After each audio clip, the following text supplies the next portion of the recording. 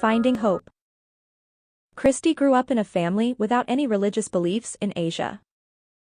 As a teenager, she asked herself, what's the meaning of life? She thought if a person only had one life to live, then the best way to live was to eat, drink, and be merry. But such a life seemed meaningless to her. One summer, Christy took English language classes. The teacher was from the United States and held a doctorate in theology.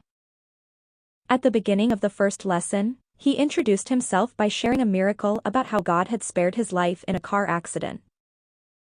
His car had been damaged badly in the crash, but he felt like he had been covered by an enormous cup, allowing him to escape the wreck unhurt. Christy was impressed by the miracle story, and she shared it with her parents immediately after the class. A decade passed, and Christy thought again about God when she went to Canada on vacation. A church was located near her hotel in the city of Vancouver. She saw a man standing at the church gate, holding a sign reading, "Back Home."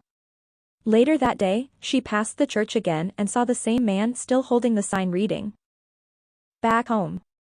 The wind was blowing strongly that day, and she wondered why the man was willing to brave the weather to hold the sign. The image of the man holding the sign lingered in her mind for months afterward. She decided that there must be something special about Christian beliefs. Back at home, Christy enrolled in postgraduate studies. She was surprised when a teacher presented her and other students with the gift of a devotional book. She was impressed with the book because it answered some of her questions about the meaning of life. She wrote an email to the teacher to thank him, and she indicated that she wanted to know more about Jesus. The teacher introduced her to another teacher who led a weekly evening worship group in her home.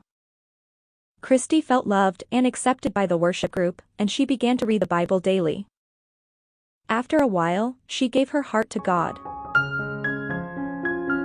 Christy visited a number of churches and church events, but she sensed that something wasn't quite right with her relationship with God. 2 years passed, and Christy happened to notice Hope Channel on television during a trip to New Zealand. Back at home, she searched online and found the Hope Sabbath School program on YouTube.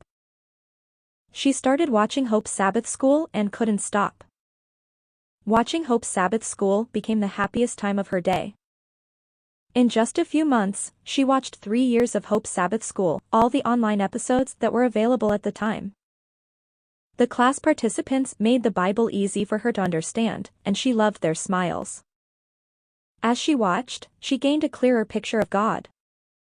She realized that God is full of mercy, eager to call people back to Him to save them, and always willing to forgive. For the first time, she felt complete in her relationship with God. She decided to join the Seventh-day Adventist Church and to be baptized by immersion. "Thank God for bringing Hope's Sabbath School into my life to grow my spirituality," she says.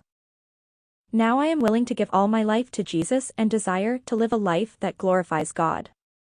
That is the true meaning of life." Thank you for your 13th Sabbath offering in 2016 that helped Hope Channel become a free-to-air channel that blankets New Zealand.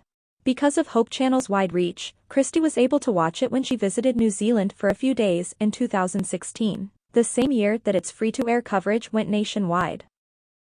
Your 13th Sabbath offering this quarter will help bring Hope Channel Television and Hope FM Radio to Papua New Guinea.